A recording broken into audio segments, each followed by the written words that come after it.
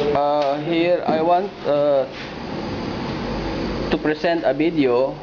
Sasabihin ko sa'yo that what's happening inside the commutator of my DC motor. This is a very big motor, so we should expect the commutator will produce some spark, which is a common phenomenon, common situation. That's why the DC motor less efficiency, because from the spark or arcing it reduces the energy consumed by spark. So here we'll check what's really happening inside my commutator if I will power it with my power supply. So start now.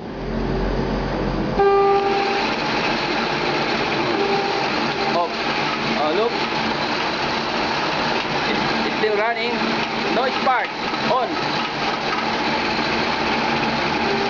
No spark. Off.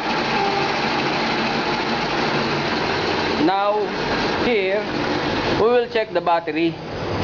Here is the setup. The same thing here. Same situation. Nothing here. Here. So now we'll check what happened to the battery of this. What happened in the motor? Start. Okay, go. Start.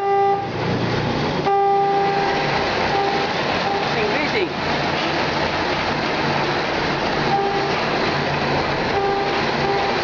Okay. Start. Okay. Can you run it a little bit dahan-dahan?